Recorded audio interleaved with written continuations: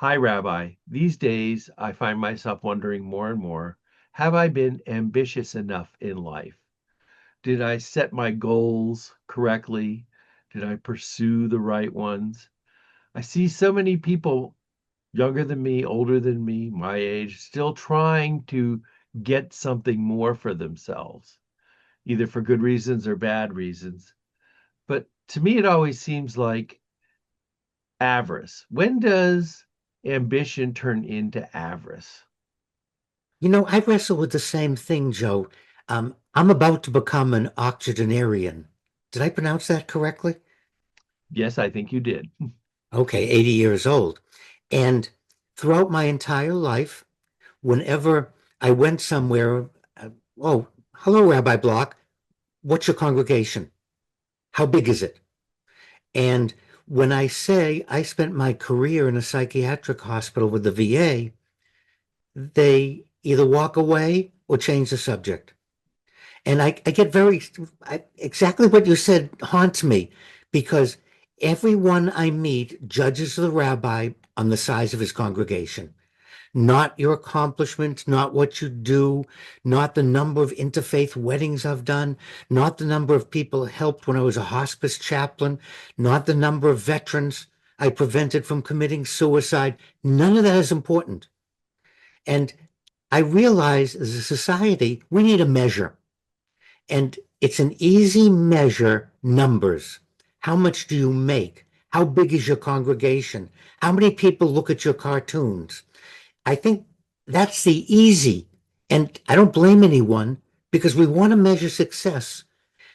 What really becomes important then is to find a measure that we're happy with, that we can take a look and say, I did a good job, Joe. I am successful. But it doesn't show up because we just don't have the numbers. I've often said, we've talked about this before, that the numbers aren't important. It's the message that you're putting out that's important. The truth shall come to you, uh, but you have to listen for it. When I taught at John Carroll High School, and particularly with my seniors, uh, and this subject would come up, and always my students would say to me, Rabbi, you're driving a 10-year-old Honda with 350,000 miles on it. I'm driving a brand new Mercedes. And someone else would say, oh yeah, I have a brand new Lexus. The kids in the class, and they would say, why would I want to be a rabbi or a priest? We want nice cars. We want to have vacations. And look at you and look at what you're doing. And I would smile and say to the kids, you're right. We have to make a choice how we're going to measure success. So my own students measured me as a failure based on my old Honda. I have memories of things that I've done, people I've helped, little children that have given me hugs, uh, sick people who have thanked me for my attention, uh, poor people who have appreciated my generosity. And that's something that I treasure and I can revisit in my mind. And that's certainly something that I can take with me wherever I go, whenever I go. And depending upon your particular perspective on the afterlife, after I go. Whereas, as they say, so often that is the common platitude, you can't take it with you. But we don't really believe that in how we judge each other and how we look at each other.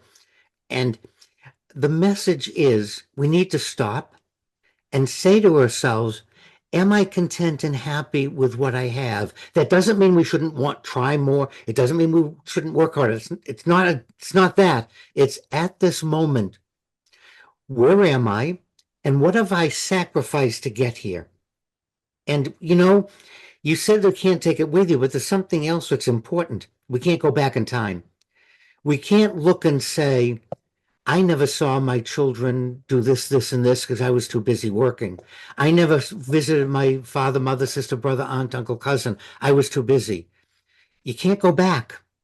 And once I hear people say that all the time, you know, I have never met a person in hospice who said to me, I should have worked harder, Rabbi.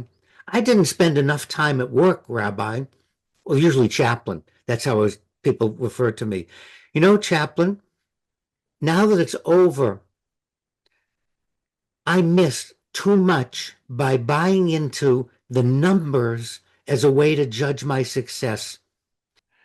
So where is the reality check? At what point do we stop and say, I'm giving too much into greed and not enough consideration to what's really important in life?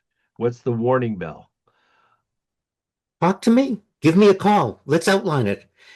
You and putting that's not a joke. We need a Jiminy Cricket. We need someone that we can go to that's unbiased, that will help us judge, have we now crossed the line? We can't do it ourselves because we're wearing green glasses, greed. And so we can't do it ourselves. We need someone else. And that's one of the jobs of a chaplain, a priest, a pastor, a rabbi, a minister, or one of your uncles. You need to find someone that can do these things and say to you, Boychik, you're spending too much time trying to get a bigger congregation. And in the process, you're losing everything that you preach about. So who is your person? Who is your uncle? Who is your cousin? Who is the one who's going to help you draw that line? Because we can't draw it ourselves. Well, we both know who my Jiminy Cricket is. And every time you rub your legs together, I listen for the chirping. Thanks as always. And for everyone watching and listening, rabbiblock@hotmail.com.